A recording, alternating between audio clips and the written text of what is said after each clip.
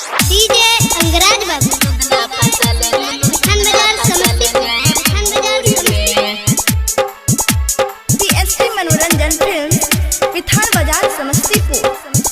अरे सुना सुना सुना या ना गरुआ के माई लॉकडाउन के हालात ना हम के बताई। सुना सुना सुना या ना गरुआ के माई लॉकडाउन के हालात ना हम के बताई। भैया रहत कहे दूर में दूर में दूर में पानी हमें मजबूर में लुधना फसल जयपुर में। पानी हमें मजबूर में लुधना फसल जयपुर में। अरे सुना सुना सुना रे ना गरुआ के माई लॉकडाउन के हालात तू हम के बताई। सुना सुना सुना रे ना गरुआ के माई लॉकडाउन के हालात तू हम के बताई। भैया रहत काहे दूर में हाँ दूर में। पानी हमें मजबूर में लुधना फसल जयपुर में।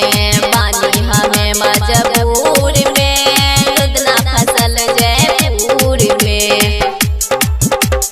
लुधना फसल जयपुर में। म्यूजिक बाय प्यारे अर्जुन।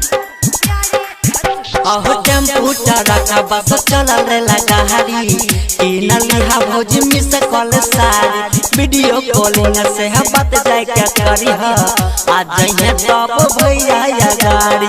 टेम्पू टरका बस चलल लगा हरी पेना लिया भौजी मिस कॉल सारी वीडियो कॉलिंग से बात जाके करी ह आ जइहे तब भैया या गाड़ी। ऐसन मिली मजाए भौजी ऐसन मिली मजाए भौजी मिर्ची मिला बता दूर में अगूर में अगूर में। पानी हमें मजबूर में लुधना फसल जयपुर में। पानी हमें मजबूर में लुधना फसल जयपुर में। लुधना फसल जयपुर में। पीएसपी मनोरंजन फिल्म विठान बाजार समस्तीपुर। विठान बाजार समस्तीपुर। प्यारे अर्जुन संगे कहे संजीत लाला हो भैया नया जब दे रकम खयाला हो राइटर राशन के जैना डेरा ओकरे ने बाटे करुण के बसेरा। प्यारे अर्जुन संगे कहे संजीत लाला हो भैया नया तब ले रकम खयाला हो राइटर राशन के जैना डेरा ओकरे में बाटे करुण के बसेरा।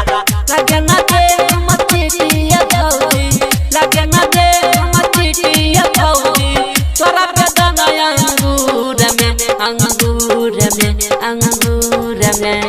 पानी हमें मजबूर में लुधना फसल जयपुर में।